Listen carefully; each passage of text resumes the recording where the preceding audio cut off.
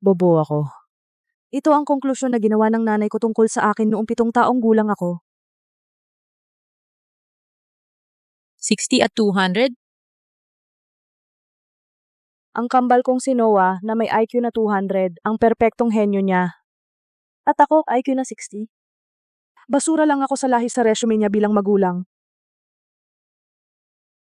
Kahit na mas mahusay ako kaysa kay Noah sa paaralan. Mula sa araw na iyon, ibinuhos ng nanay ko ang lahat kay Noah, lahat para sa gintong medalya ng IMO. Sinta, dalhin mo ang gintong medalya sa bahay para kay Mami. Patunayan mo sa lahat na ang teorya ko ng likas na talino ay tama sa simula pa lang. Huwag kang mag-alala, nanay. Tiyak na makukuha ko ang unang pwesto. Hindi kita ipapahiya tulad ng tangang iyon. Sa paningin ni nanay, tanging matalinong bata ang nagiging bituin na magulang. Para maibenta niya ang konsepto niya. Determinismo ng likas na talino, ngunit ang tulala tulad ko ay nababagay sa mga anino at gumawa ng walang katapusang gawain. Ngunit totoo ba ang teorya ni nanay ng likas na talino na determinismo? Tapusin ang pagsusulit ko. Kung sasabihin mo kay nanay, susumpa ako, papatayin kita. Marami sa mga problema na hindi malutas ni Noah, ginawa ko para sa kanya. Sa araw na iyon, 2 minuto lang ang inabot ko para malutas ang problemang kinabibili niya buong araw. Akala ko sa wakas nagkaroon ako ng pagkakataon para patunayan ang sarili ko nang marinig ko ang yabag ni nanay. Noah? Takot na matuklasan ni nanay, sinipa ni Noah ang likod ng tuhod ko. Bumagsak ako sa lupa, naabot ang mga tala, ngunit desperadong pinigilan ako ni Noah. Gusto mo ng credit? Bobo ka. Ikaw, Umikot ang doorknob, bigla siyang pumasok sa victim mode. Mami, ninakaw ni Leon ang mga sagot ko, kinopya ang ginawa ko. at ngayon sinisikap niya akong saktan. Nanay, hindi ako ang sumulat nito.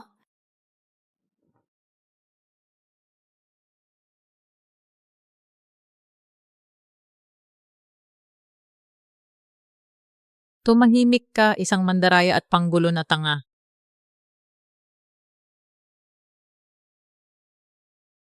Hindi ako sumusuko. Sa pagsusulit noong bisperas ng Pasko, nalutas ko lahat ng problema sa harap nila. Hindi niya magets, kaya sinimulan niya ang dati niyang kalokohan. Umiiyak si Noah, nagmadaling lumabas si nanay. Nag-aalala para sa kanya. Noah, anong nangyayari? Nanay, kinurot niya ako at pinilit akong magpalit ng test papers sa kanya. Hindi nanay, sumusumpa ako, hindi ko ginawa. Pwede mong suriin ang sulat ko. Si Noah ay may IQ na 200. Bakit siya mangongopya sa'yo? Pero nanay, maniwala ka sa akin, kaya ko ulit gawin sa harap mo. Tama na! Sira ulo ka talaga. Basurang genetika tulad mo hindi karapat dapat humawak ng matematika. May parusa ka, walang math, walang kahit ano. Nanay, huwag mo akong ikulong. Pero ngayon ay bisperas ng Pasko. Huwag mong ikulong ang bata doon. Nanay, tulong. Talagang hindi ko kaya hayaan ang tangang ito sumira sa aking educational record. Hindi nakakapagtakang tanga siya, namana niya iyan sa iyo. Sige, ayaw ko makipagtalo sa iyo sa bisperas ng Pasko. Huwag mo akong ikulong. Nanay, noong maniyebeng bisperas ng Pasko, sila ay nag-e-enjoy sa isang malaking handaan. Isang masayang pamilya na magkakasama. Salamat nanay, ang sarap, mahal kita. Ang aking munting henyo ay karapat-dapat sa lahat ng ito. Umuwi ka na lang na dala ang unang premyo para kay Mami. At ako ay naiwan na nakakulong sa malamig na basement, gutom na gutom. Sabi ni nanay, hindi ka man lang karapat-dapat sa kompetisyon. Sumandal ako sa malamig na pader, nag-cramp ang tiyan ko sa gutom. Nanay, isang araw, mapapatunayan ko rin sa iyo. Kaya ko ring makuha ang karangalang ito para sa iyo, tulad ni Noah. Ginugol ko ang aking pagkabata na nalulunod sa paghamak at mga akusasyon.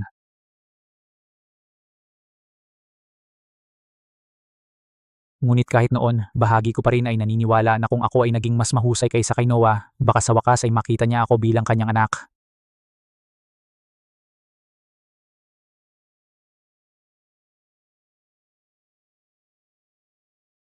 Araw-araw sa pagitan ng mga gawaing bahay, hinuhukay ko ang mga itinapon na papel ni Noah sa basurahan at tinuturuan ko ang sarili mula sa kanyang mga sulat kamay na tala.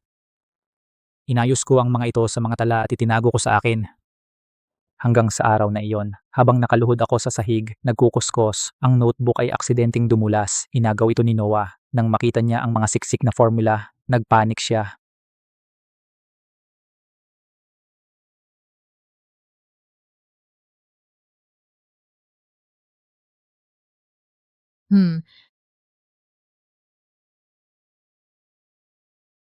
Tapos sinubukan niyang sirain ang notebook ko at dumiretso kay nanay kunwari ako ang may problema.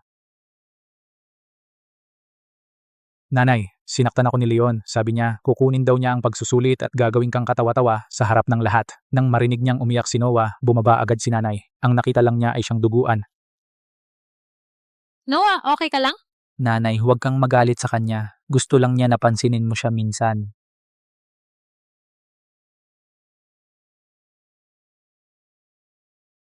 Wag, notebook ko. Gusto kong kunin ito pero akala ni nanay hinahabol ko si Noah. Ano bang problema mo? Isang basurang may IQ 60 dapat manatili sa bahay kung saan siya nararapat. At ngayon gusto mo pang kunin ang pagsusulit na yan, pero sinaktan mo pa ang kapatid mo? Nanay, pakiusap. Ako mismo ang nakasolve ng mga iyan. Pwede kang magkunwari hanggat gusto mo, pero hindi mo maaabot si Noah. Nanay, maniwala ka sa akin. Kaya kong manalo sa Olympiad. Kaya ko talaga. Pero tulad ng dati, hindi nakinig si nanay. Tumayo lang siya doon at pinanood ang notebook ko na nasunog hanggang sa abo. Hindi siya naniwala sa akin. Dinurog niya ang pag-asa ko, parang walang halaga ito, kundi isang mantsa na kailangang burahin. Noon ko nakita si tatay, pakiusap. Kausapin mo si nanay, tatay. Pero sa kaibuturan alam ko na hindi ako ipagtatanggol ni tatay. Tigilan mo na ang pag-istorbo sa nanay mo. Umalis ka at huwag kang bumalik hanggat hindi mo natutunan ang leksyon mo.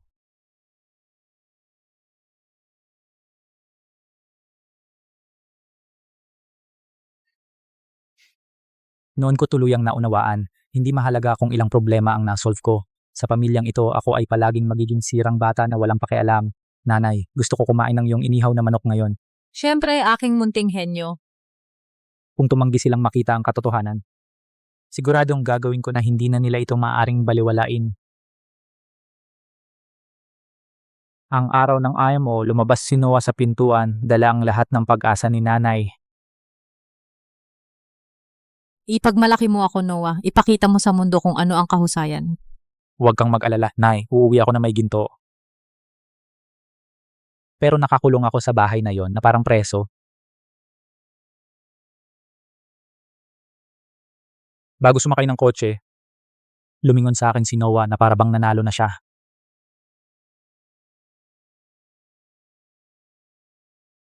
Saglit-saglit, patuloy na gumagalaw ang orasan, at sa bawat TikTok, lalo akong nalalapit na makaligtaan ng pagsusulit. Nay, malapit nang magsimula ang pagsusulit.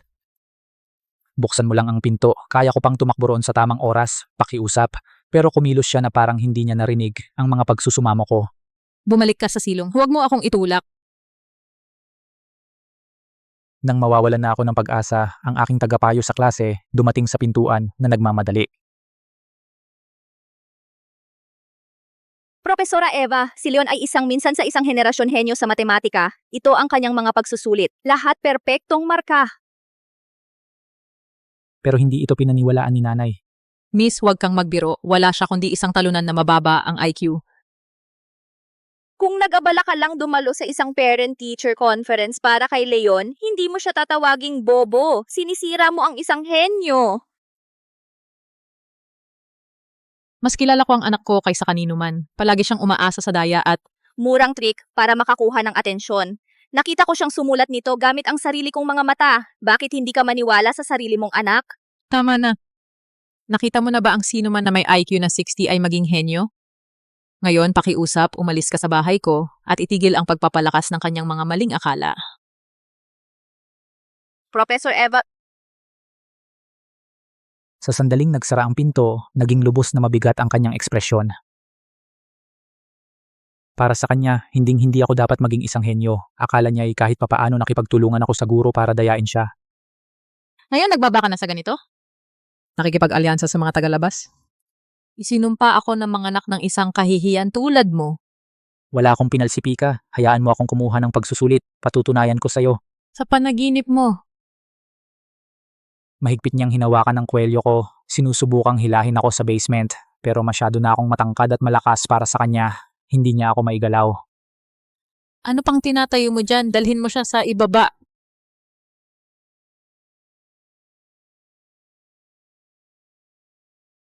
Tatay, maging si tatay ang dalubhasa sa pagpapanggap na hindi nakikinig o nakakakita naging pinakamasunuring kasabwat. Kailangan mo ba siyang asarin? Bumaba ka. Ngayon,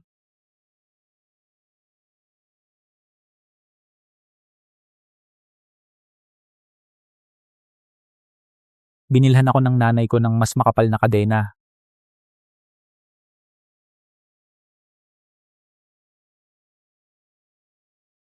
Palabasin mo ako, Nay. Palabasin mo ako, Nay. Manatili ka riyan. Asikasuhin kita pagkatapos manalo ni Noah ng gintong medalya.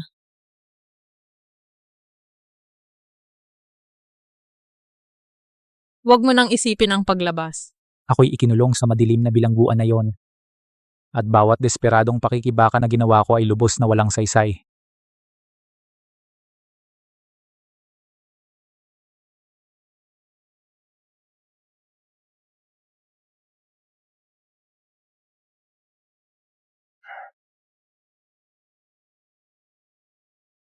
Kung gayon mayroon akong lahat ng dahilan para lumaban upang makapunta sa entablado at ipakita sa kanilang lahat.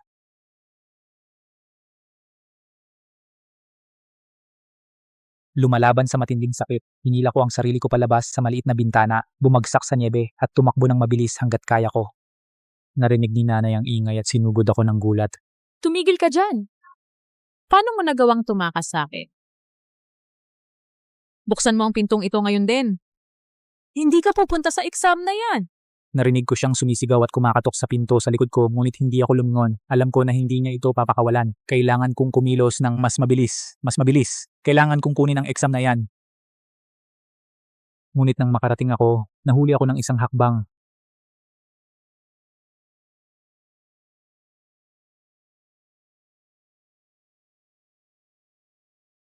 Sa sandaling binuksan ko ang mga pinto, lahat ng nasa silid ay tumigil at tumitig. Hindi ko pinansin ang mga kamera at tumingin ng diretso sa punong tagasuri sa entablado. Pakiusap. Pakiusap, kailangan ninyong payagan akong kumuha ng exam. Kinulong ako ng nanay ko sa basement para pigilan akong pumunta rito. Halos hindi ako nakatakas. Agad na tumalon si Noah, nagpapanggap na ipagtanggol ang mga patakaran habang pinupukaw ang lahat laban sa akin. Punong tagasuri, hindi mo talaga ito maaaring payagan. Ang huli ay huli. Lahat ng tao dito ay nagtrabaho ng mabuti at dumating ng eksakto sa oras. Bakit siya binibigyan ng espesyal na trato? Hindi iyan patas sa iba sa atin. Nang marinig iyon, nagsimulang kumalat ang bulong ng mga reklamo sa buong silid. Eksakto, ang mga patakaran ay patakaran. ito ay sobrang hindi patas sa lahat. Eksaktong nakuha ni Noah ang gusto niya. Seguridad.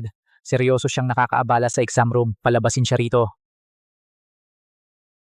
Marahas kong inalis ang mga security guard. Harap sa lahat ng kamera. Sa wakas ay nailantad ko ang tunay na kulay ng aking ina sa mundo.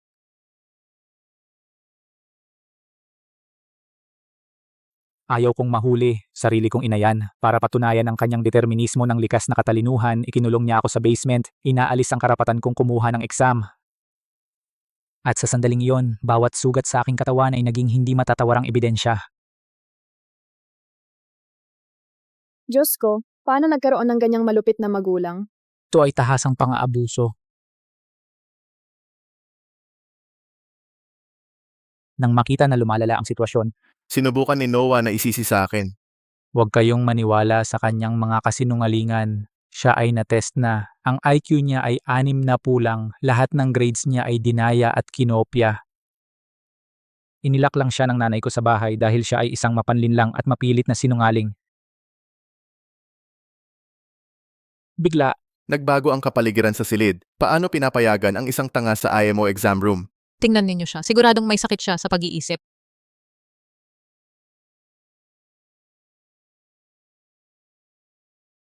ang oras ay lumilipas. Pwedeng dumating si mami anumang segundo. Wala na akong oras.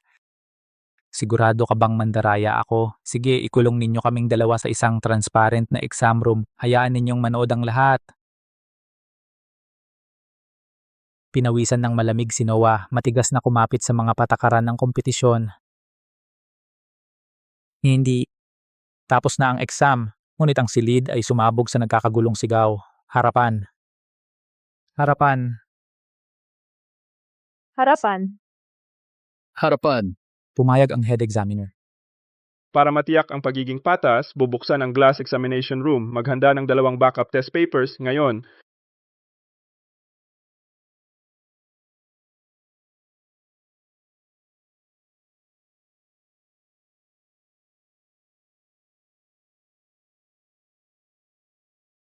Nakalak ang pinto. Alam na alam ni Noah iyon higit kanino man. Hindi niya ako kailanman malalampasan.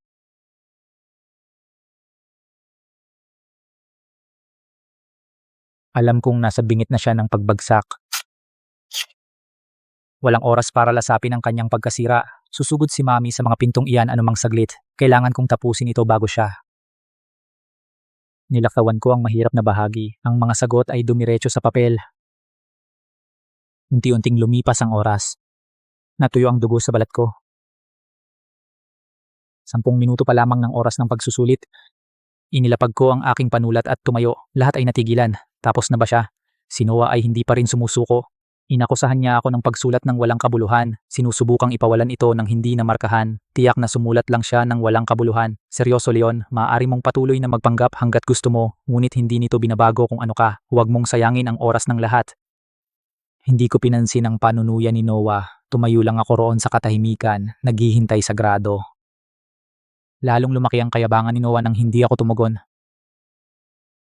Leon, hindi ba iyan ang buong nakakaawang pagkilos na ito ay tungkol?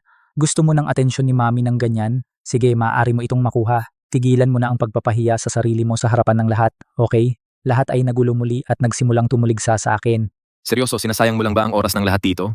Ang peke, binabastos mo ang pagsusulit na ito. At sa sandaling iyon, isang malakas na tunog ng preno ang nanggaling sa labas. Nabul ako ni Nanay. Hanggang sa lugar ng pagsusulit.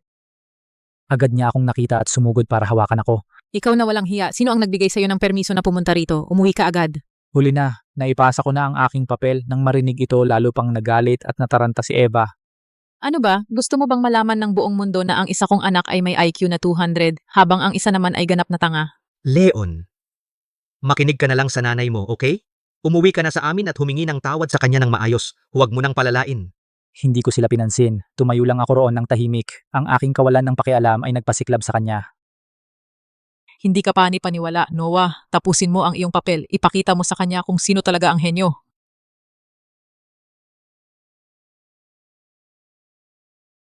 Ano yon, Noah? Tapos ka na?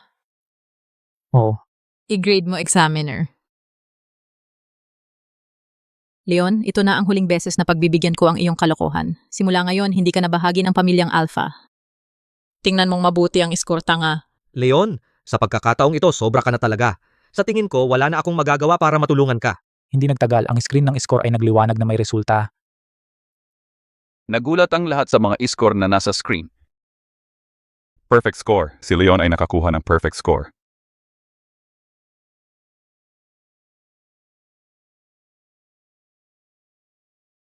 Imposible. Hindi ito totoo. Hindi. Imposible ito. Tanga ka.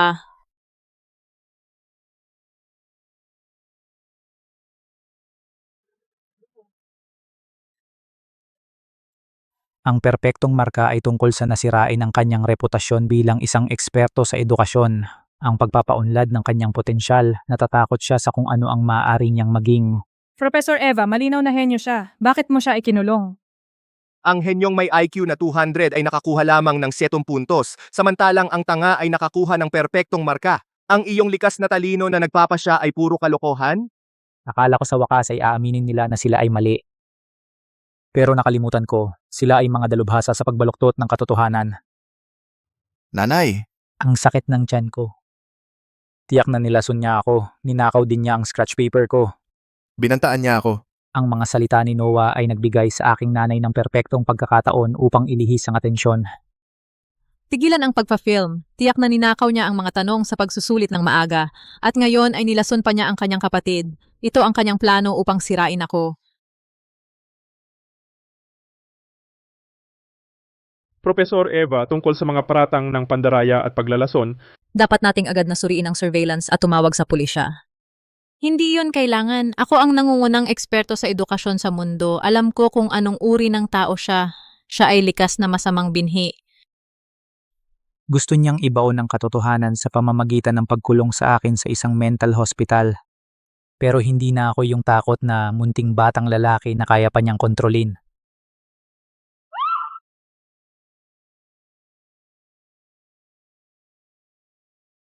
Ay nako,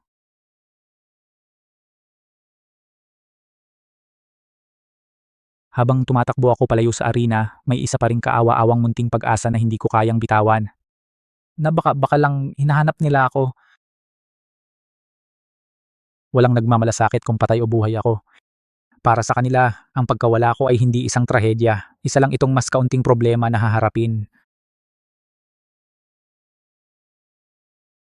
Noon talaga namatay ang puso ko. Mula ngayon, wala na akong pamilya, wala nang tahanan. Ganap na nag-iisa.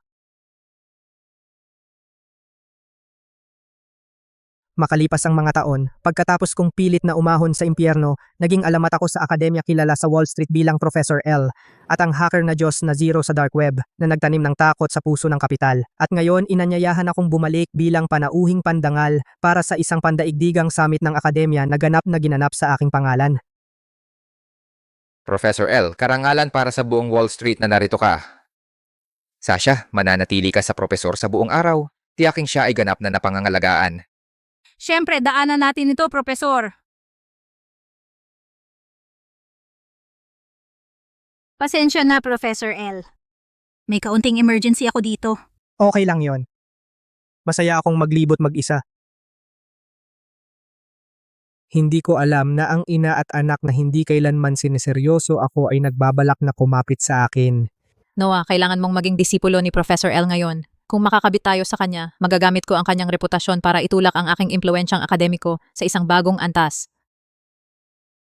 Huwag kang mag-alala ma, ilang geek lang siya sa akademya. Ilang matatamis na salita mula sa akin at mapapasunod siya sa akin. Nakakabalintuna, ang lalaking pinagkakaguluhan nila upang mapabilib ay walang iba kundi ang anak na kanilang itinapon. Leon? Ito ay isang akademikong summit. Paano ka nakapasok dito? Nang marinig ito, mabilis na si Noah. Ay lumapit din. Isang depektibong produkto ang naglalakas loob na tumayo dito? Nandito ka ba para linisin ang basura mula sa venue? Alam mo ba kung nasan ka ngayon? Lumabas ka agad? Alam na alam. Ang nakakagulat sa akin ay napinapasok kanila sa pinto. Si Noah walang pinagbago sa mga nakaraang taon. Bumalik lang siya sa dati niyang gawi. Tara, Leon. Ngayon ay mahalaga talaga kay nanay at sa akin. Pakiusap. Kung hindi, kapag dumating si Professor L dito, hindi lang nila hihilingin na umalis ka. Naiintindihan mo, di ba? Lumayas ka.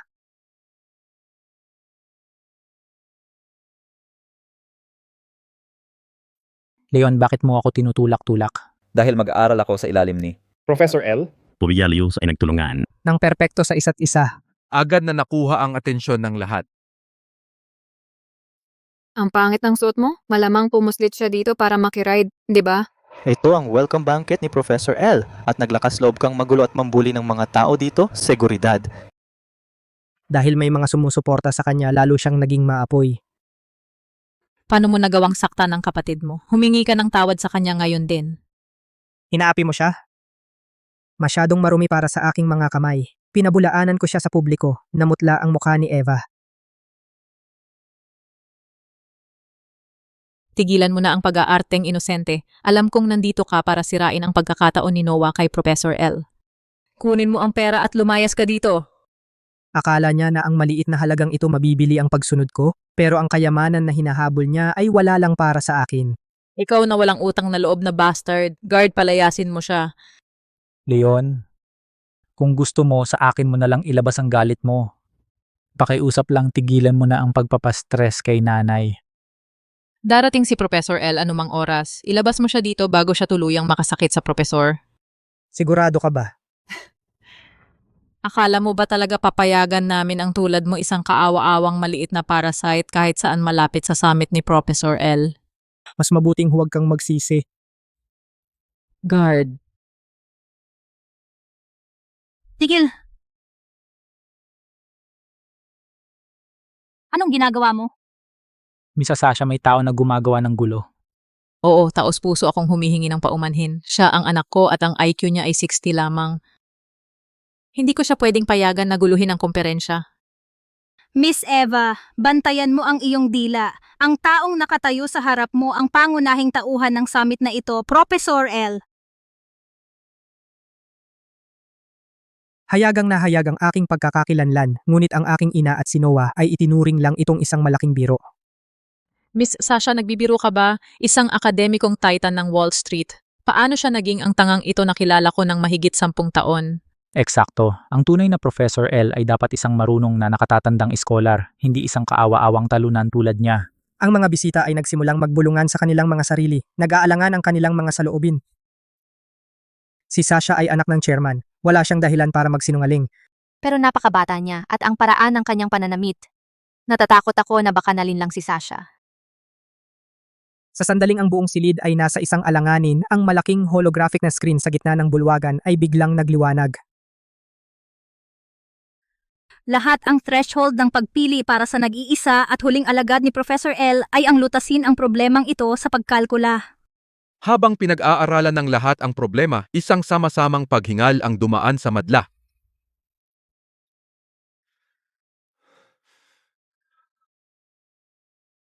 Diyos ko, tingnan mo itong problema. Puro advanced level na math ito. Stochastic PDEs, Fourier inversion integrals, characteristic functions sa ilalim ng Heston model. Ito ay lampas sa anumang nakita ko. Imposible ito. Gaya ng inaasahan, isang grupo ng mga walang kakayahan.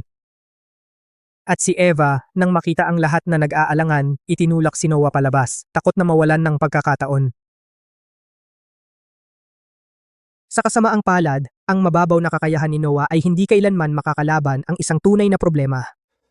Kahit noon, si nanay ay nakatayo pa rin sa tabi ni Noah, hinihikayat siya. Naniniwala sa kanya, pinipili siya gaya ng lagi niyang ginagawa. Noah, tumutok, huminga at magpatuloy sa pagsulat. Ikaw ang henyo na personal kong pinalaki. Ikaw ang henyo na pinalaki ko sa sarili kong mga kamay. Huwag kang magwakas gaya ng kawawang manloloko na iyan doon. Ngunit hindi pa rin itinaas ni Noah ang kanyang panulat. Ang madla ay puno na ng mga panlalait. Kung hindi mo kaya, bumaba ka na sa entablado.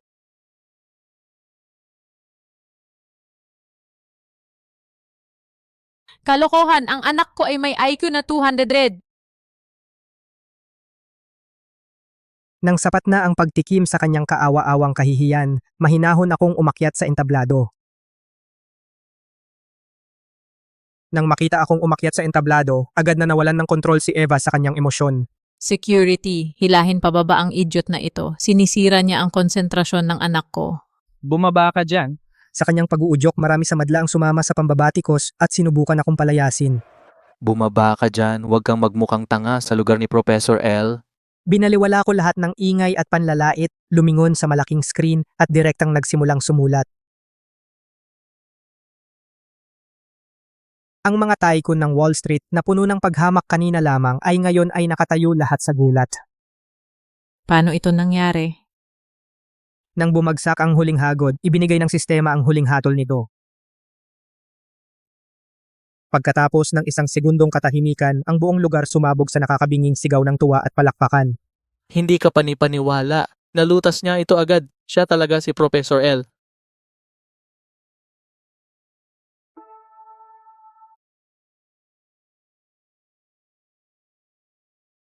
Ang ugali ng mga taong ito ay nagbago ng lubusan.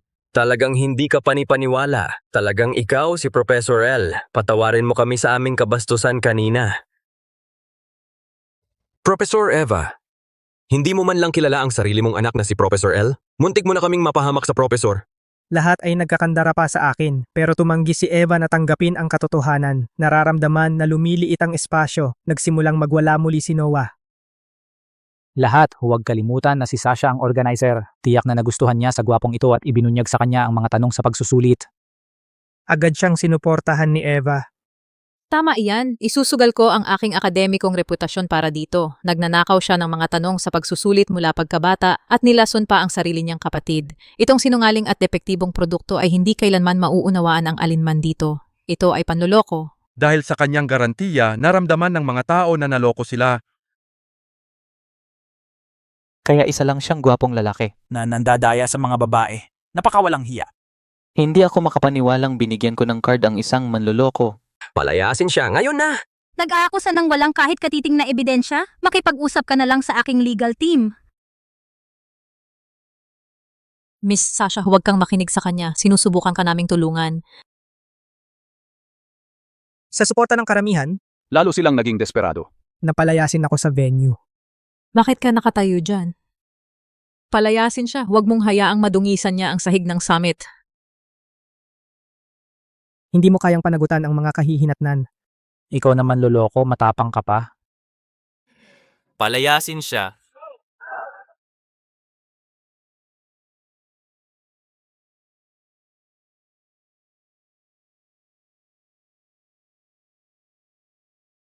Sinong maglakas loob? Sir, sa wakas narito ka na. Ito ang impostor na nagpapanggap na si Professor L. At niloko pa niya ang anak mong babae. Itong titan ng Wall Street ay lubos na nagalit. Professor L, humihingi ako ng tawad. Pinag-abala ka ng mga idiot na ito. Patawarin mo kami.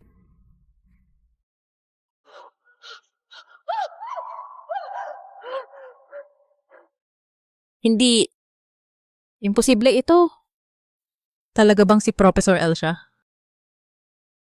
Hindi. Ginoo, sigurado kang nagbibiro ka. Pinatest ko siya. Ang IQ niya ay 60 lang. Siya ay may kapansanan sa pag-iisip. Hindi ko alam kung anong katawa-tawang resulta ng pagsusulit na nakuha mo, pero si Mr. Leon ay ang nag-iisang Professor L ng Akademya ng Wall Street.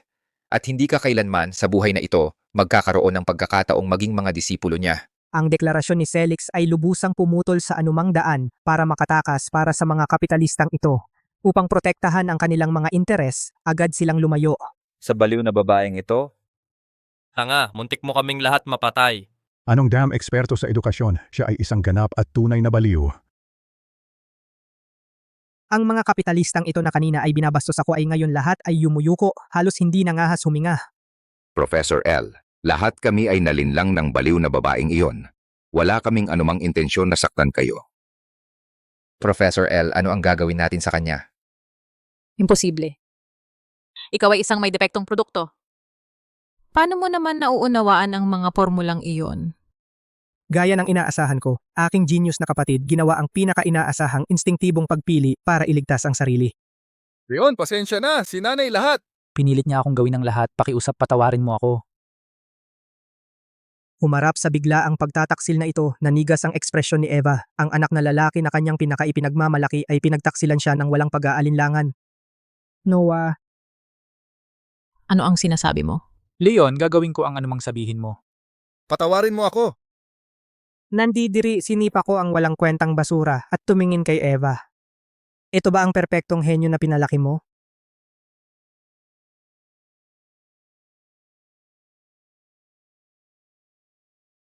Ang kalamigan ng mga kilalang tao at ang pagkakanulo ng sarili niyang anak ay sumira sa mundo ni Eva. Manahimik ka, walang kwenta kang tao. Ngunit ang babaeng sobrang hambog. Ay tumanggi pa ring aminin ang kanyang sariling pagkabigo. Sa lahat ng mga taong ito, itinago niya sa kanya ang hatol na ito tungkol sa buhay ko. Ginagamit ito bilang huling patunay na tama ang kanyang teorya sa genetika. Peke siya. Tingnan mo ng mabuti. Ito ang pinaka-autoritatibo na siyentipikong datos na mayroon. Siya ay isang depektosong produkto na may IQ na 16 lamang. Bobo siya. Imposible para sa kanya na maintindihan ang lahat ng modelo. Habang pinapanood siyang lubusang mawalan ng kontrol, wala akong naramdaman kundi awa. Ginamit ko ang autoridad ni Zero at kinuha ang buong network ng banquet hall. Gagamitin ko ang mismong siyensya na labis niyang ipinagmamalaki upang lubusang wasakin ang kanyang mga ideal. Tingnan mo nga ito.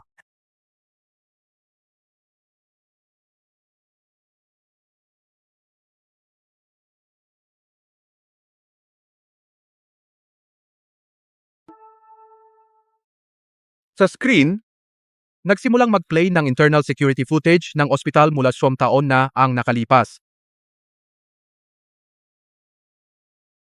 Nung mga panahong iyon, Yung testing equipment ay nag-short circuit. nasunog ang motherboard.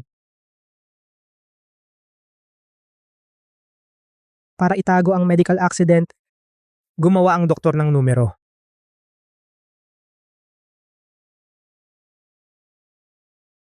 Hindi. Aksidente lang iyon. Kahit peke ang numerong iyon, hindi ka nakatanggap ng edukasyon.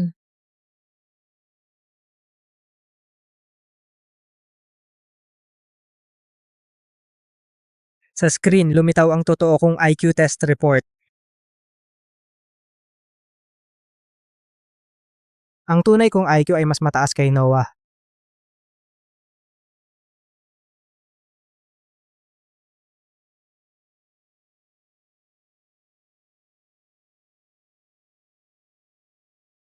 Lumapit ako sa kanya at tiningnan siya. Ang siyentipikong datos na pinaniwalaan mo sa buong buhay mo, hindi ba pumasok sa isip mo na maaari rin itong mali?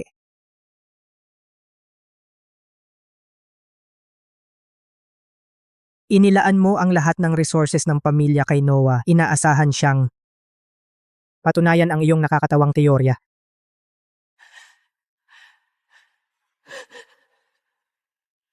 Maaaring ako ang naging oportunidad mo.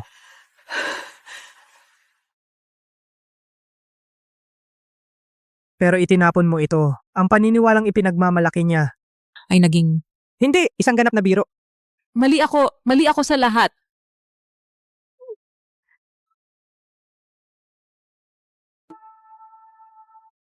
Dugo na kumikinang na pula nagkalat sa marangyang sahig ng ballroom.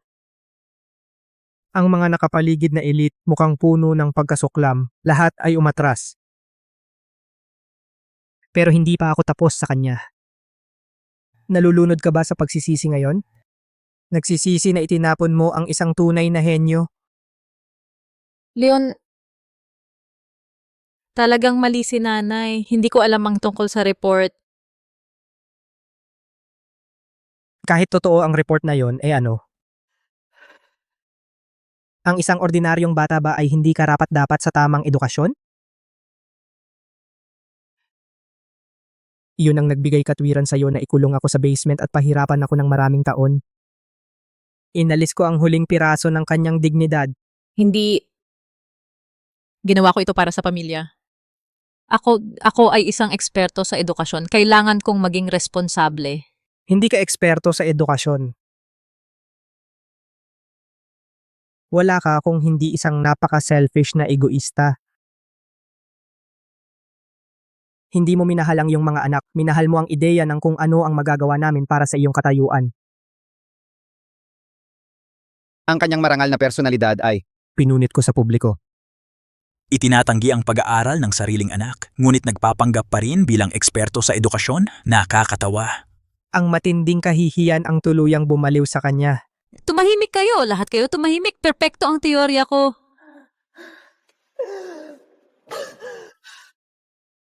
Ang mga nakapaligid na elite ay tumingin sa kanya ng malamig. Sa wakas ay nakilala niya ang katotohanan na nawala sa kanya ang lahat. Kaya inilagay niya sa akin ang kanyang huling pag-asa.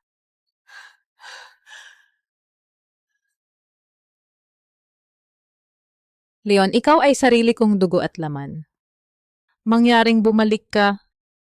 Sumusumpa ako sa iyo, itatapon agad ni Mami si Noah. Wala siyang makukuha, talagang wala. Lahat ng yaman ng pamilya, bawat sentimo mula ngayon sa iyo na lahat. Ibibigay sa iyo ni Mami ang lahat para mabayaran ito. Kahit sa puntong ito, akala niya kaya niyang bilhin ang pag-ibig gamit ang pera. Sa totoo lang, sa tingin mo kailangan ko pa yon?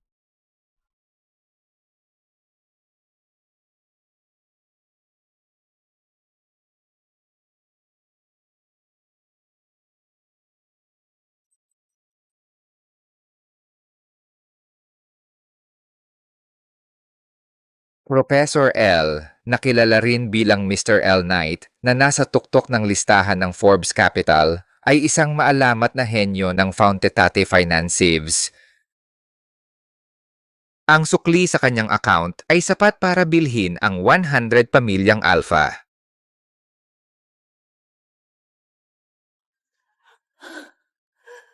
Mula nang ikulong mo ako sa basement na iyon, wala na akong ina.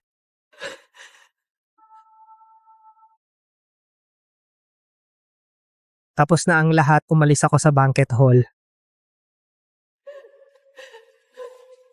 Naglinis ng daan ang mga bodyguard, pinapanatili ang tinatawag na elite na itinulak sa magkabilang gilid.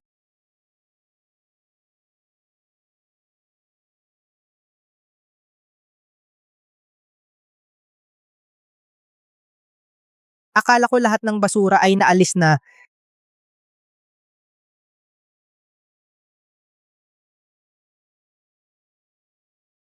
Pero minamaliit ko kung gaano kawalang hiya ang pamilyang ito. Sa loob ng 2 taon, pinanood ako ng tatay ko na magdusa at nagkaroon ng lakas ng loob na magpakita sa pintuan ko. Leon, anak ko. Ang tagal na. Puno ng kasakiman ang mukha niya. Sinusubukang gamitin ang murang dugo para lumapit sa akin. Tungkol sa nangyari noon, wala akong choice. Alam mo kung sino ang nanay mo? Palagi kang may lugar. Sa puso ko, Leon. Palagi. Pamilya tayo, di ba, Leon? Pinakikinggan ko siyang mag-manipulate. Wala akong naramdaman kundi sobrang pagkasuya. Walang choice. Nakita ko agad ang kanyang pagpapanggap na hipokrito. Ang hindi mo paggawa ng aksyon ay walang kinalaman sa pagiging dominante niya. Dahil naniwala ka rin sa IQ test na yon, para sa inyong dalawa, isa lang akong walang kwenta. Pinayagan mo siyang ikulong ako sa basement dahil pareho kayo nang iniisip na ako ay isang retard. Huwag mo siyang gawing dahilan. Wala ka kundi isang malamig na dugo na tahimik na kasabwat.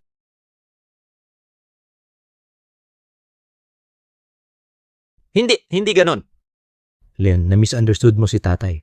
Ayoko nang marinig ang isa pang salita ng kanyang kalokohan. Seguridad, itapon ang lalaking ito sa labas ng gusali. Leon, hindi mo to magagawa sa akin. Ama mo ako. Leon! Putulin lahat ng funding chain ng pamilya Alpha. Gusto kong wala silang matira.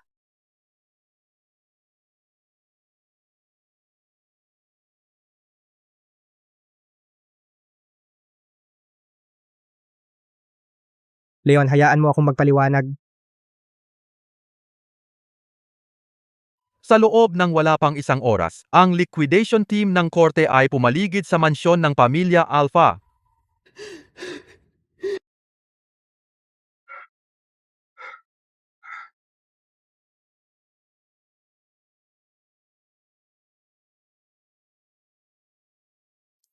Ang funding chain ng pamilya Alpha ay bumagsak.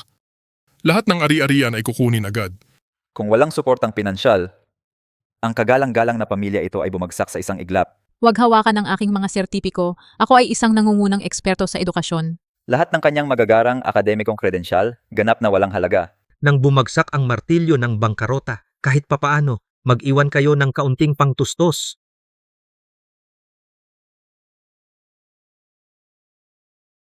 Tumahimik ka, lumabas ka agad. Hindi, bitawan mo ako. Hindi. Ang dating mataas at makapangyarihan perpektong pamilya ay tinangay parang isang tambak ng basura.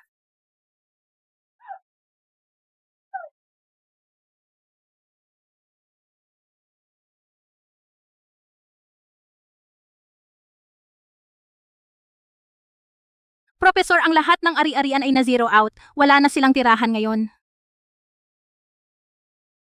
Sa surveillance feed, ang 3 tao ay nagsisiksikan sa nagyayelong nakakabinging niebe. Ngunit ang Ivy League academic elite ay naglabas lamang ng isang pinagsamang pahayag. Sa screen, ilang old guard mga titan ng academic elite ay ini-interview ng Overseas News. Hayagan nilang kinondena ang pag-uugali ni Eva, ngunit sila ay nananatili pa rin. Kumakapit sa determinismo ng likas na katalinuhan, sinasabi nila. Ang mga maharlika ay nararapat sa mas magandang edukasyong mapagkukunan at sama-sama nilang binaboycott ang Dawn Education Project. Para sa kanila, ang mga karaniwang tao ay hindi nararapat sa anumang mapagkukunang pang-edukasyon. Si Eva ay bumagsak, ngunit ang kayabangan ng uri na ito ay hindi nagbago kahit kaunti.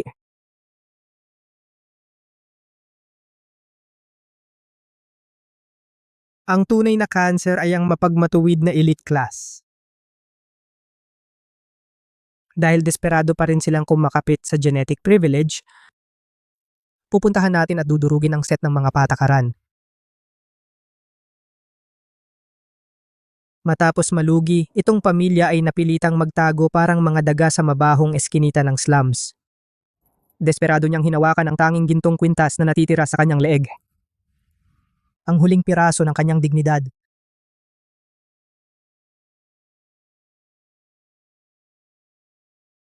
Nanay, ibigay mo sa akin ang kwintas. Kwintas ko.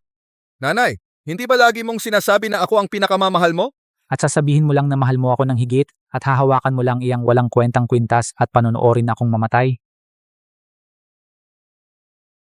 Lumayas ka, akin na ito ngayon. Inalis ng kahirapan ang kanilang pagkukunwari na nagpapakita ng mga halimaw sa ilalim. Hindi, kwintas ko.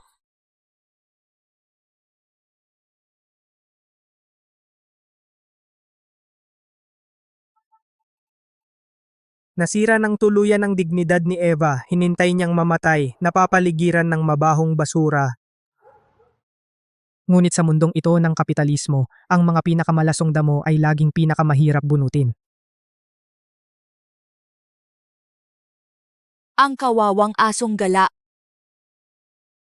Miss Eva, naniniwala ang kapital sa teorya mo. Ang datos lang ng ospital ay may maliit na pagkakaiba.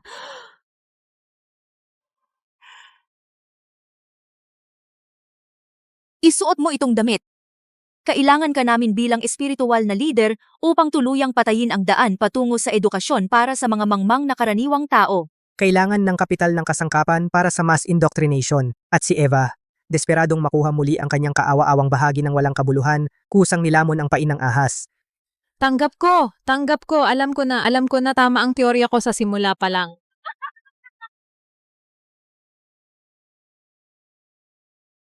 Para tuluyang mabasag ang mga hadlang ng klase, formal kong itinatag ang Dawn Education Foundation.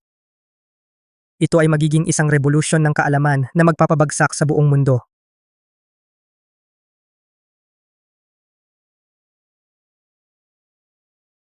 Leon, ang planong pampublikong edukasyon na ito ay isang kahanga-hangang gawain. Ito ang aking personal na 100 bilyong pamumuhunan na sumasang-ayon dito. Pakiusap, tanggapin mo ako bilang iyong alagad. Hayaan mo akong sumali sa iyong plano. Maligayang pagdating sa laro.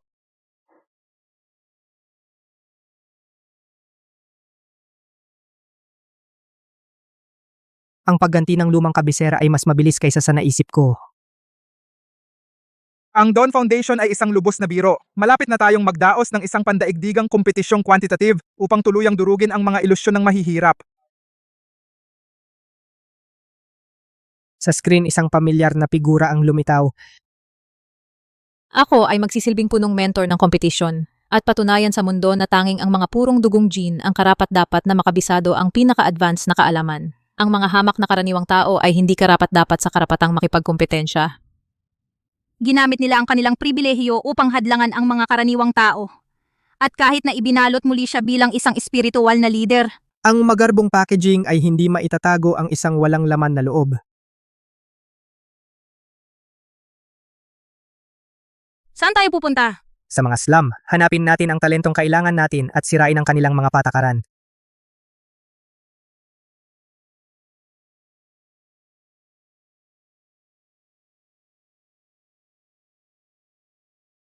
Iniisip nila na ang slums ay walang iba pa kaysa isang tambakan. Ngunit hindi nila mauunawaan na ang matinding kalagayan ng kaligtasan ay madalas lumilikha ng pinakamatatag na isipan. Siya ay nagdeduce ng modelo ni Howard na mataas na antas na quantitative model. At ito ay isang pinahusay na algorithm na may idinagdag na matinding mga variable. Nalaman niya ang lahat ng ito mula sa mga librong nakalkal? Sino ka? Susubukan mo na namang magnakaw ng mga ideya. Sa lugar na ito, ang isang suit ay kumakatawan sa walang katapusang pagsasamantala. Huwag kang mag-alala, nandito kami para... Sa sulok ng mundo na ito na pinabayaan ng Diyos, anumang mga salita ng paliwanag ay walang silbi. Ang lakas ay nagsasalita, ang mga salita ay hindi. Sa ilang linya ng code, perpekto kong isinara ang loop sa modelo na kanyang hinahabol. Paano mo ginawa yan? Pwede mo ba akong turuan? Sa pagtingin sa excited na mga mata ng bata, itinuro ko ang pader na may mantika. Ang mga algorithm ay walang klase. Kung nakasulat man sa screen ng isang malaking kumpanya o sa isang mabahong pader na ladrilyo, pareho lang ang resulta. Pero ang mga mayayaman ay may mga supercomputer, ang pinakamahusay na mapagkukunan ng edukasyon, nagugutom pa rin tayo. Paano tayo mananalo? Mukhang epektibo ang indoktrinasyon ng kapital ay naging napaka-epektibo. Ginagamit nila ang mataas na hadlang sa edukasyon para pababain ang tingin ng mahihirap sa sarili nila. Maaari nilang monopolya ang mga kompyuter at libro, pero hindi nila kayang monopolyahin ng utak mo. Ang mga salita ng iba ay walang kahulugan. Ang pagsisikap ang tanging sandata para durugin ang prehuwisyo. Inalok ko ang mga itinapon ng mundong ito ng pagkakataong muling isulat ang mga patakaran. Ang mga elite ay nag-host ng kanilang pinakamalaking quant battle ngayon. Lakas loob mo bang sumama sa akin at tapakan ang mga hambog na bastos na yon hanggang sa lupa? May apoy na sa kanal ngayon at ito ay nag-aapoy. Sali ako. Kasama ka namin, oras na para ipakita sa mga gago kung ano ang kaya nating gawin. Sa susunod na 22 oras, ang mabahong scrapyard na iyon ay naging ang pinakamatinding punong tanggapan ng mga geek. Ito ang sandali na ang underdog ay tumigil sa pagmamakaawa at nagsimulang magdeklara ng digmaan. Pagkalipas ng ilang araw, ang pinakamataas na antas sa mundo na kompetisyong quantitative ay opisyal na nagsimula. Ang venue ay napakaringal at kahanga-hanga. Puno ng mga kapitalistang tycoon at mga mamamahayag. At si Eva, na suot ang hiram na haute couture gown, ay nakaupo sa mataas sa gitna ng hurado bilang punong mentor. Wala akong pakialam. Kasama si Sasha, tinipon ko ang mga batang ito ng slums at nagmarcha patungo sa isang coliseum na nakalaan para sa mayayaman. Tigil, ito ay isang elite arena. Bawal ang mga pulubi. May pass ako. Pasensya na, Professor L. Pasok. Si Eva ay tumingin ng may pagmamataas sa grupo ng mga teen na taga-slums sa likod ko. Sa tingin mo ang pagdala sa mga walang kwentang ito sa ating mundo ay nagiging revolusyonaryo ka? Gagawin ka lang itong katawa-tawa. Sige. Gusto kong panoorin ang mga ipis na nagmamadali bago sila madurog. Hindi ko pinansin si Eva at inihatid ang mga teen diretso sa mga upuan ng kompetisyon. Maupo at manatiling kalmado. Gamitin ang code para patahimikin sila.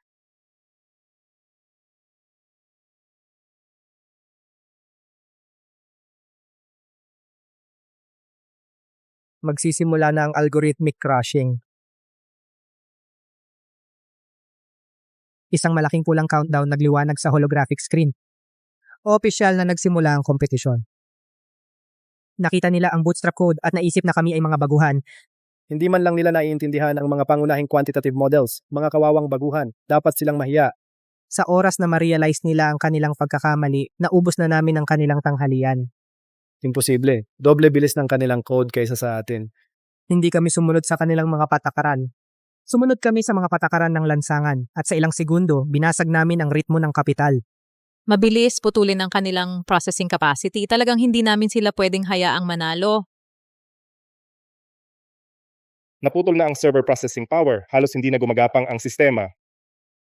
Bumalik ka sa nanay mo. Hindi ito lugar para sa iyo. Gayunpaman ang mga limitasyon ay imbistasyon para sa mga tulad namin. Ang mga textbook formula to ay kumakain ng compute.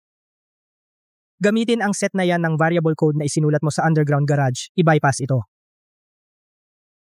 Akala nila kailangan namin ng power. Kailangan lang namin ang aming mga utak. Ang utak ay hindi nag-crash. Nag-i-inject sila ng extreme variables sa modelo. Ang aming standard trading model ay wala ng control.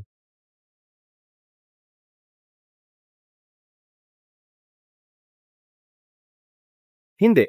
Ang code ni Luke parang isang virus, galit na nilalamon ang buong data streams ng sistema. Tiningnan niya ang pataas na data sa screen. Nang pindutin ni Luke ang enter, ang data sa holographic screen ay biglang nagbago. Ang sistema ay tuluyang nag-crash. Hindi lang namin sila tinalo, nilupak namin sila, nanalo kami.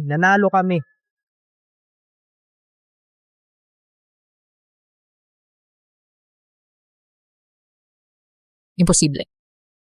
Ang kapital laging nananalo. Ang teorya ko, hindi ito pwedeng mali. Hindi pwede. Itinayo niya muli ang kanyang reputasyon brick by brick.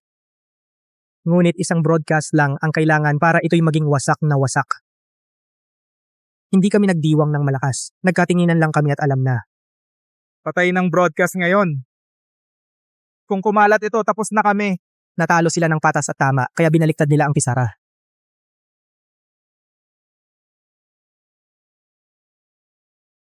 Pinindot na ang kill switch. at ang malaking venue. ay biglang bumagsak sa ganap na kadiliman. Nagkaroon tayo ng kritikal na pagkabigo ng sistema. Nasira ang data, kanselado na ang laban, seguridad linisin ang hall. Gusto ni Howard na gamitin ang maruming taktika na ito upang pilit na burahin ang kanilang pagkatalo. Pero may plano na ako para dito. Sinusubukan mong sirain ang ebidensya? Huli ka na. Ang lumitaw sa screen ay isang top secret na file. Tingnan nyo ang screen. Ito ang elite na ipinagmamalaki mo. Ang mga modelong ginamit nila ay binuo sa mga ideya na inagaw nila mula sa mga karaniwang tao sa kanal.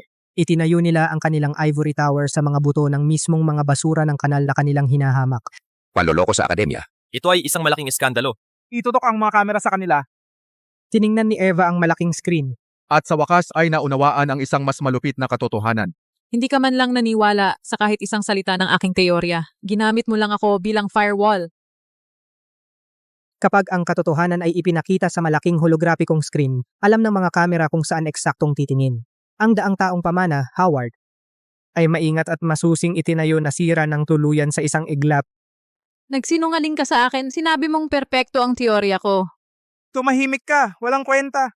Sa sandaling bumagsak ang pagtatakip, hinubad ni Howard ang kanyang maskara at ibinuhos ang lahat ng galit kay Eva. Tanggalin lahat ng kanyang hiniram ngayon na. Bitawan mo ako, ito ang gown ko.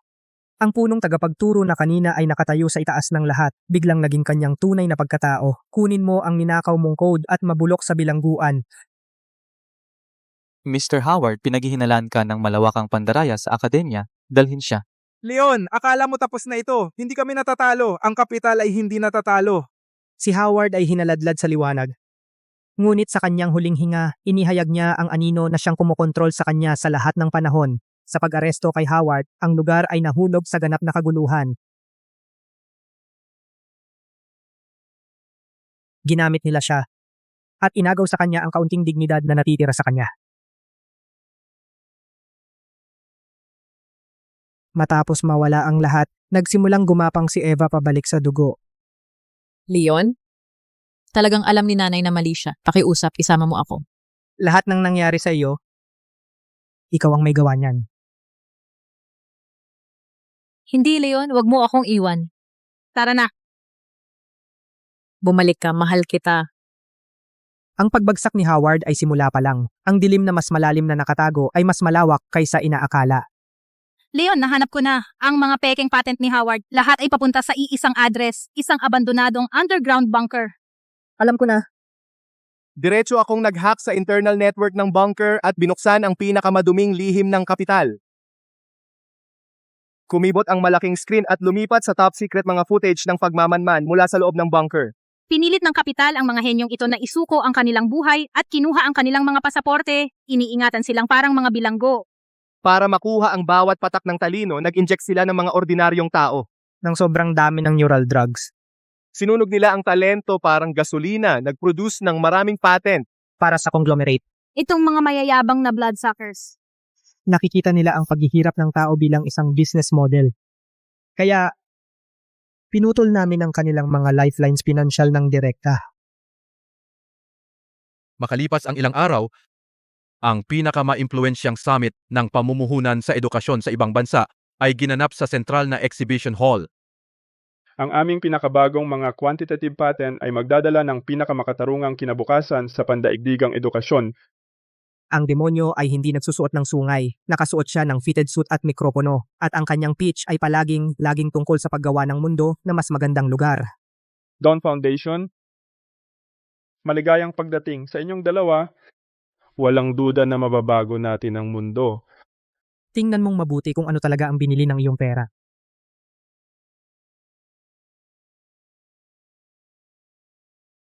Diyos ko! Ano ang ginagawa nila? Ginagamit mo ang mga buhay ng tao para sa mga quantitative experiments. Patayin, putulin agad ang signal. Ito ba ang kinabukasan ng edukasyon na balak mong pag-investan? Hindi ako pipirma. Walang bisa ang kontrata. Ang pera ng dugo ay hindi nahuhugasan. Walang investor ang gusto nito sa kanilang mga kamay. Nakatitig sa mga punit na kontrata, hinubad ni Zeke ang kanyang maskara ng buo. Seguridad, arestuhin ang dalawang ito. Patahimikin sila agad. Linisin ang lugar. Akala nila ang pera nila ay sandata. Pero ito pala ay isang kalasag lamang. Ang mga kalasag ay nababasag kapag hinampas mo ng sapat. Si Leon ay remotely. Sinira ang firewall ng bunker at binura ang lahat ng electronic lock.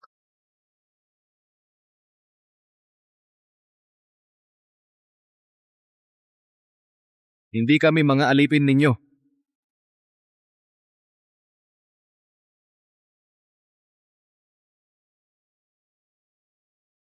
Lahat umatras bumalik sa inyong mga upuan.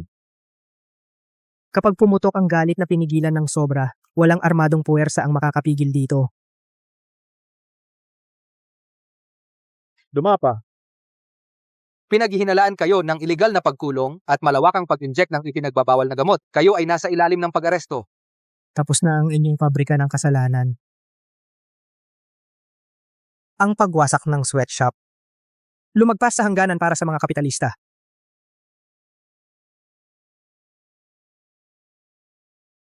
Nagpadala ng mensahe si Uncle na heart attack ang matandang chairman.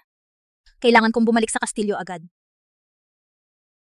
Sandali lang natuntun ko ang tunay na pinagmulan ng pondo ng pabrika sa black market. Lumabas na ang boss ay isang aso lang na nasa tali ng ikalawang tiyuhin ni Sasha. Kapag sinaktan mo ang kanilang pitaka, sinaktan mo ang kanilang puso. Ginamit ni Uncle ang ugnayang pampamilya para lokohin si Sasha pabalik sa Kastilyo at direktang ginawa siya na isang bihag.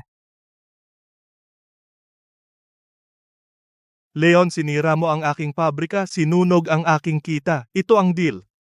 Dalhin mo ang mga quant model na iyan, ang mga totoo sa aking kastilyo, o ang iyong munting disipulo.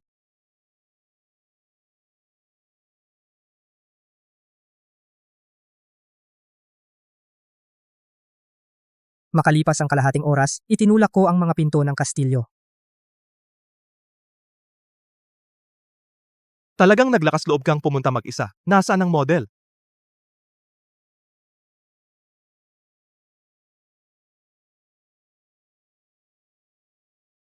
Nandito lahat. Kalagin mo siya.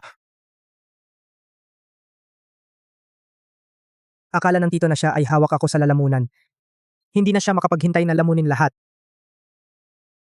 I-decrypt ito kaagad.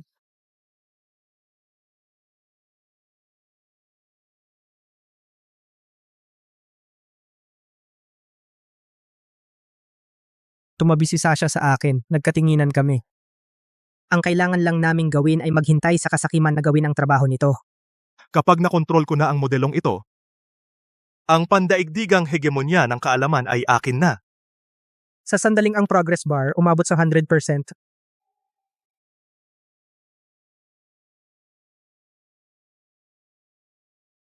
Hindi ito quantitative na modelo, ito ay isang mapanirang virus. Hilangin ang kable ng network, putulin agad ang sistema. Huli na, nakalusot ito sa sistema ng seguridad at kinuha ang kontrol ng ating matalinong programa sa pangangalakal. Ano ang nasa storage drive na iyon ay ang hindi regular na may mataas na dalas algorithm sa pangangalakal na ako mismo ang gumawa.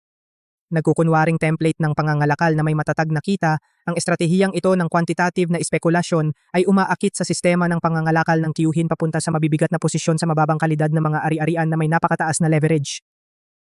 Pilit na nililiquidate ang mga account. Pinaikli kami sa buong posisyon. Sa isang segundo lang, ang 10-10 bilyong halaga ng mga ari-arian na dating ginagawang monopolyo ng tiyuhin ang mga mapagkukunan sa edukasyon ay ganap na naglaho na parang abo. Tapos na! 10-10 bilyon na kayamanan biglang naging zero. Nang malaman na ang kanilang employer ay bangkarote, ang mga mersenaryong ito ay walang pag-aatubili binaba ang kanilang mga baril. Ang superioridad ng algorithm ay ginagawang hindi na ginagamit ang mga pisikal na armas. Lihim kong ipinaalam sa matandang chairman.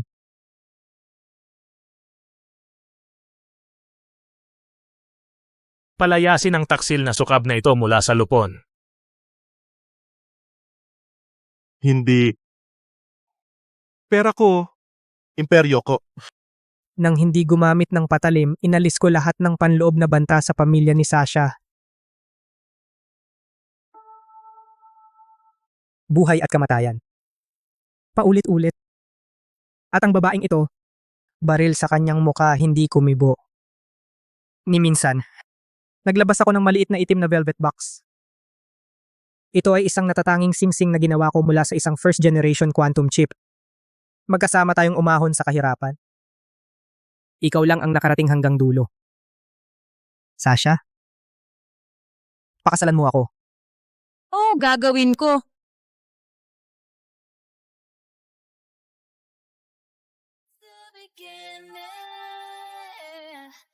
Matapos ang pagbagsak ni Tito, nagtakda kami ni Sasha sa huling kalaban. Ang mga pondong pandaraya sa edukasyon na ito nagpapanggap bilang pandaigdigang pagkakawanggawa ay ninanakaw ang mga likha ng isip ng mababang uri. Naglagay sila ng napakataas na hadlang sa matrikula na ikinulong ang mahihirap sa mababang uri magpakailanman. Ang mga taong ito ang tunay na utak sa likod ng monopolyo ng klase. Ngayon, dumating na ang singil at narito ako para maningil. Ngayong gabi, ginaganap nila ang kanilang taunang gala ng pagkakawanggawa sa isang marangyang cruise ship sa laot. Ang pagkakawanggawa ay maskara lamang. Ang tunay na katangian ng kapitalismo ay pagsipsip ng dugo. Tara na, oras na para sa piging.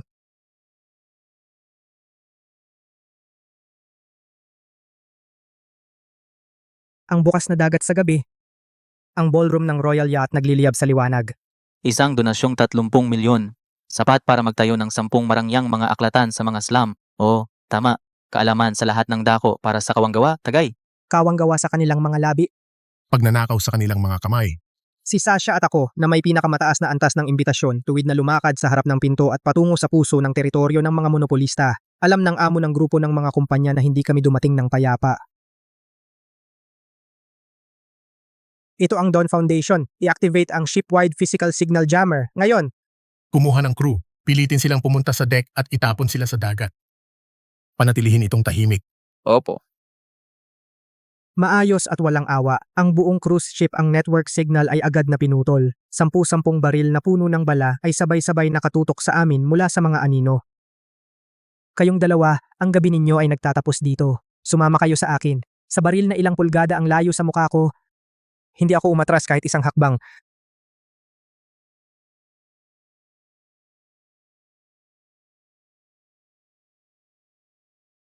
Akala nila'y mapapaluhod ako.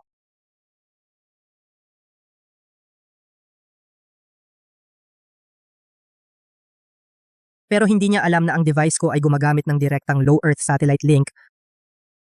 Hindi ang network niya. Ibaba ang inyong mga kamay. Sa sandaling bago ay makuha ng security ang device.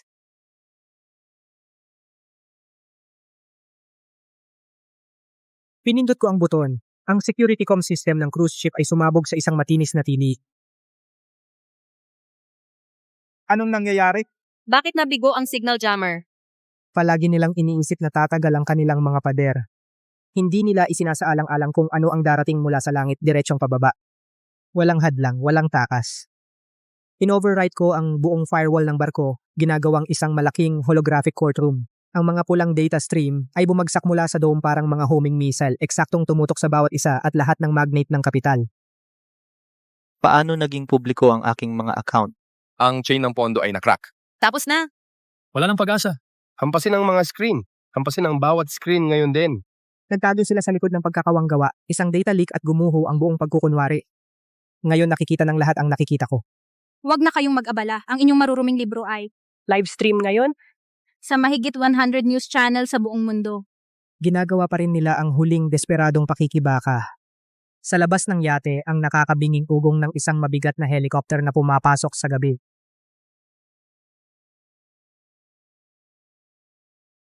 Pero walang kwenta ang paglaban nila.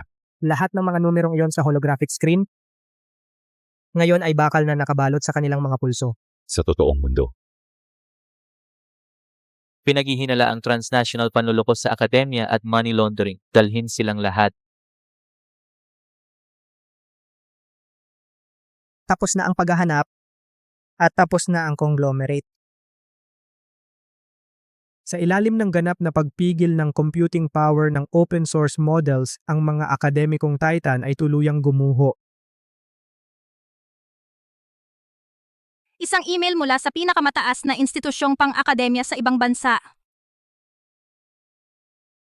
Matapos bumagsak ang mga lumang kapangyarihan, opisyal na pumalit ang sistema ng Dawn sa pandaigdigang network. Ikinonekta ko ang 10-10 milyon mga itinapon na aparato na nagtayo ng isang desentralisadong network ng kapangyarihan sa pag-compute. Ang mga supercomputer na kontrolado ng mga plutocrats na iyon naging ganap na walang silbi na mga scrap metal. Kung walang kapangyarihan sa pag-compute at pondo, ang pinakamataas na komiteng akademiko sa ibang bansa ay walang pagpipilian kundi yumuko. Sumang-ayon silang buksan ang pangunahing kapangyarihan sa pagproseso sa lahat ng ordinaryong tao. Sumangayon kaming mag-integrate sa Dawn Project. Ito ay ang Lifetime Education Honor Medal na iginawad sa iyo. Sa sandaling ito, ang mga ordinaryong tao ay sa wakas ay natalo ang kapital. Bumalik sa Wall Street, tiningnan ko ang dokumento ng resolusyon na may wax seal sa mesa. Sa buong daan siya lang ang nasa tabi ko. Gawin mo ang mga paghahanda. Gaganapin natin ang seremonya ng parangal at ang ating kasal sa parehong araw. Oras na para tapusin ito. Sa araw ng mga parangal at kasal, malakas na niyebe ang bumabagsak sa mga slum.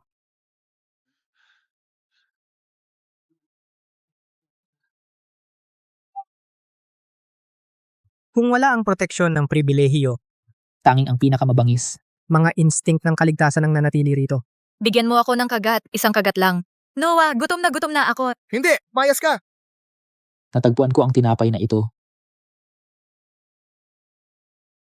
At saka, ang pandaigdigang live feed ay puwersahang ginisip ang mga inabando ng screen sa mga slum.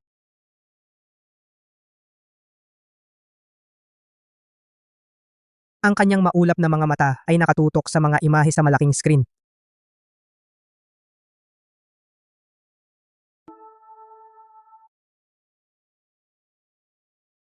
Sa labas ng bulwagan, isang kasalan na magtatakda ng siglo ay malapit ng yumanig sa mundo. Lahat ng kapangyarihan, lahat ng katayuan. At ngayon sila ay gumagapang sa amin para sa computing power. Professor L, pakiusap bigyan mo kami ng kaunting bahagi ng processing power. Magbibigay kami anumang mga mapagkukunan na kailangan ng Dawn Foundation. Ito dapat ay akin.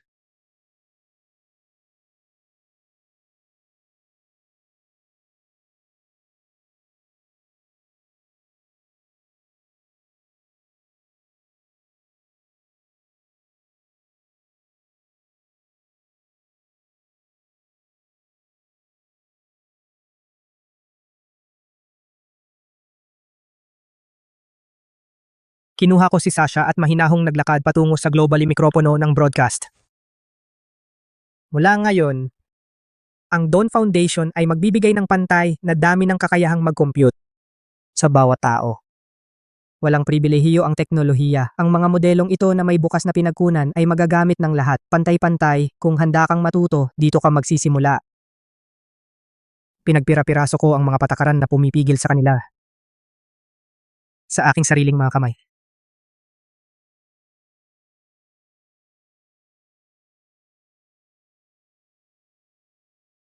Hanggat handa kang matuto. Hindi. Paano matututunan ng mahihirap ang mga bagay na ito? Ang mga gene ang nagtatakda ng lahat. Ang kanyang panghabambuhay na pananampalataya na durog. Dito mismo, ngayon din.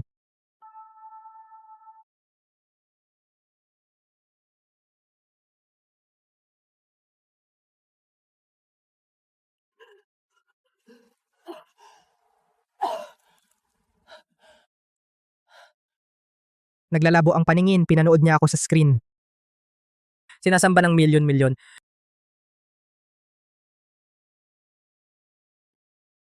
Tumahimik ka, isang mandaraya manggugulong retarded. Tama na, bulok ka sa kaibuturan. Basurang genetiko tulad mo. Ay hindi karapat-dapat humawak ng matematika. Bawal kang lumabas. Walang math, wala nang iba. Pwede kang magpanggap hanggat gusto mo, ngunit hinding-hindi ka makakapantay kay Noah. Mas kilala ko ang anak ko kaysa kanino man. Lagi siyang umaasa sa pandaraya at murang tricks para makakuha ng atensyon. Ano bang nagawa ko? Leon. Mali si nanay. Mali si nanay.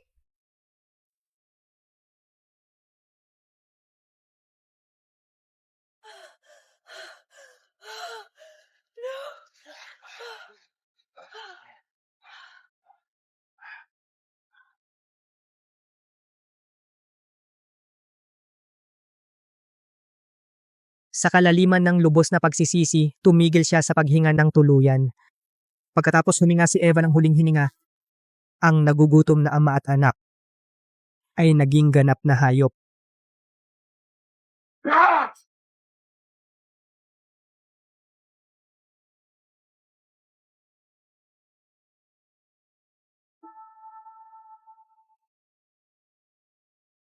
Mabilis dumating ang presyo ng kasamaan.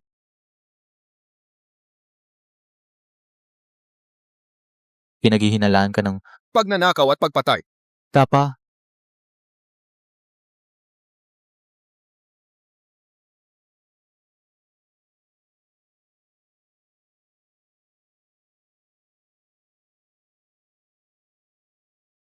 Hindi mo to magagawa sa akin. Siya ang aking kapatid. Hinding-hindi kanya hahayaan na makatakas dito. Kapatid, sa panaginip mo, tingnan mo kung kikilalanin ka pa niya basura na tulad mo. Nakatakas si Noah sa katotohanan. Nabaliw na siya sa bilangguan. Ito, hindi tama. Ako ang henyo. Ang nakatayo dyan dapat ako. Isang higop, pagkatapos lumuhod ka may palanggana sa kamay. Sa ilalim ko. Ngayon, Duwag siya nun. Ngayon siya ay isang duwag na walang matataguan.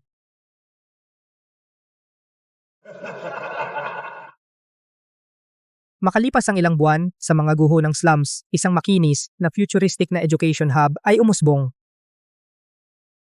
1, 2, 3, 4. Ang mga taong ito, itinapon ng lipunan, sa wakas ay nabawi na ang kanilang karapatang matuto.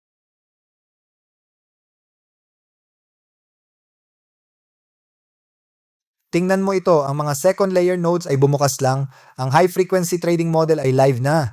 Ito ay algorithm na dati ay sa Wall Street lang.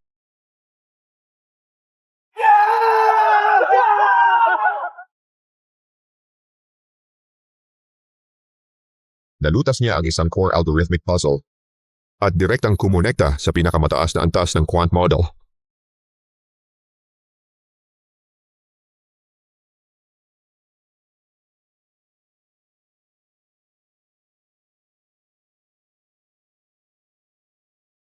Professor L, maaari ba nating talunin ang mga suit na yon sa pamamagitan ng pagsisikap? Professor L, kaya ba nating talunin ang mga suit na iyon sa pamamagitan ng sipag? Yang lumang coat na hindi kasya, yang pin. Ang pagtitig sa kanya ay parang tumitingin sa salamin. 15 taon na ang nakalipas. Ang mga algoritmo ay walang pakialam kung saan ka nang galing. Gusto mong makalis sa kahirapan, ang tiyaga ang tanging sandata mo.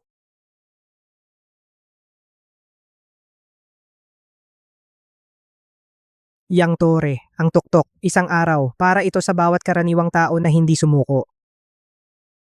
Isang araw magiging kasing hindi mapipigilan kita, makikita mo.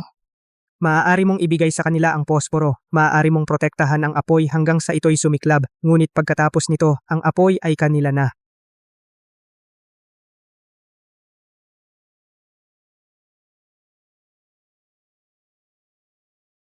Itong pahina. Ito ang ugat ng bawat impyernong pinagdaanan ko. Nanay, huwag. Ako ang sumulat nito.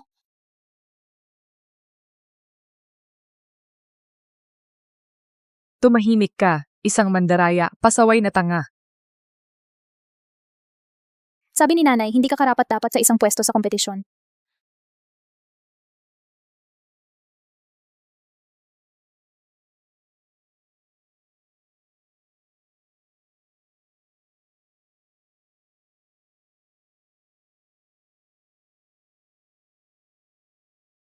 Palabasin mo ako, nanay. Palabasin mo ako, nanay.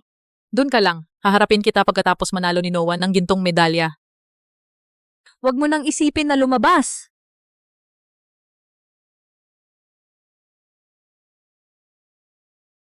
Ginawa nila ang mga tanikala sa loob ng maraming siglo. Kinailangan ng isang henerasyon na walang mawawala upang masira ang mga ito.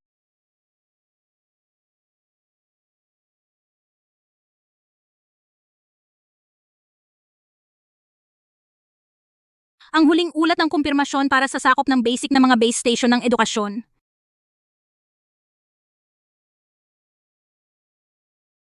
Magaling, mahal ko.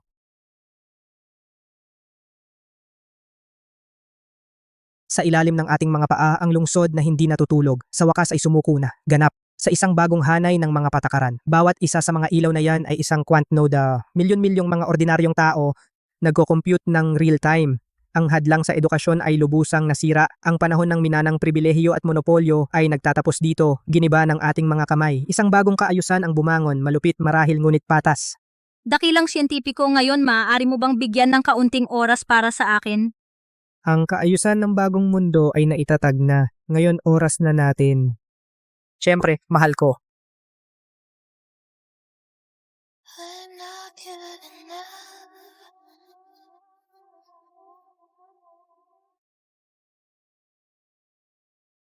Professor L, tingnan ko kung ang iyong ganap control ay kasing ganda ng bawat domain.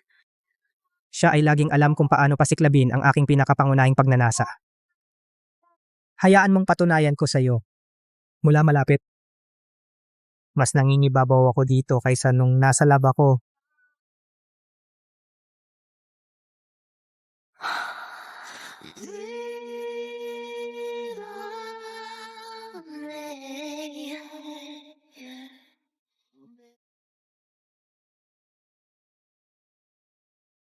Sa kapatunayan mo sa akin, kunin mo ako, ganap.